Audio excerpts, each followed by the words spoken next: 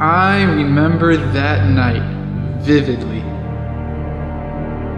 I experienced something for the very first time that changed my life drastically. Something that made me question every feeling I ever experienced in all the years I lived previously. Something I was always afraid of losing because I know I'd be foolish or do something stupid to cause myself to grieve immensely. I remember that night vividly. That feeling in my stomach where I couldn't tell if I was standing or falling.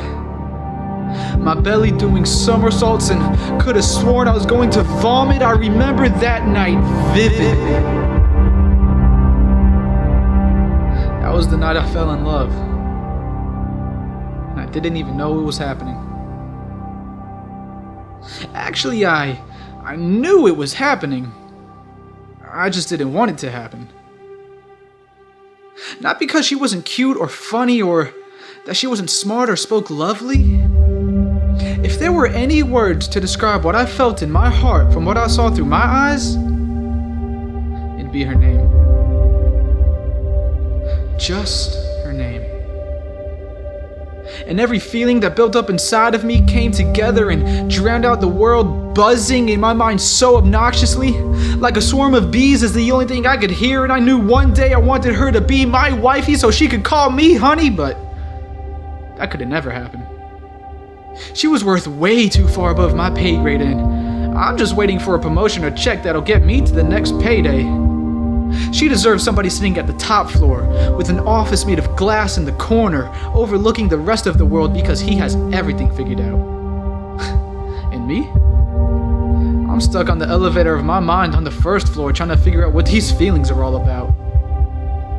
And no matter how many times I hit emergency, the pulley to my heart lifted my feelings higher and higher, elevating to the top. No matter how many times I wanted that elevator to stop, push to open doors because I'm afraid I might drop, I kept climbing higher and higher when suddenly, 5 months later, the doors opened and there she was. I greeted her with a nervous smile and asked if she too was going up.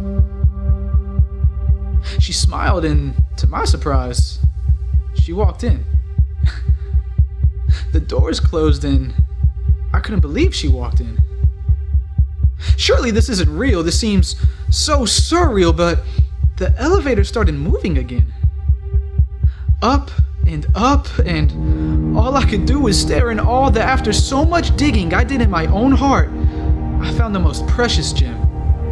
Higher and higher we climbed in this elevator of my mind, and I didn't think this ride had an end.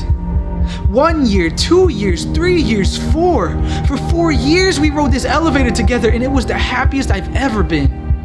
We stopped on each floor to enjoy what may have lied behind those doors, only to rush back together excited to do and to see more, and then we'd climb and climb again for 4 years, and then we came to one more stop. October 11th. 2017, a Wednesday. I remember that night vividly. We had almost made it to the top. The roof was maybe 1 or 2 floors above us, but we could make this floor our last stop. But after opening my doors and letting her walk in, I honestly always felt like I was at the top.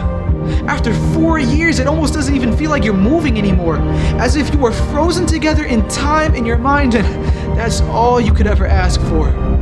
Nevertheless, the doors opened, and as she walks out, I'm ready to follow her just like every other floor before, but this time, she turns around to extend her arms and stops me from following. I remember that night vividly.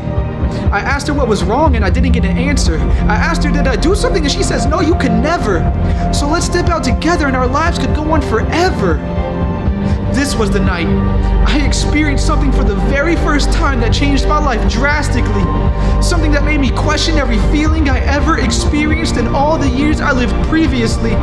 Something I was always afraid of losing because I know I'd be foolish or do something stupid to cause myself to grieve immensely. I remember this night vividly.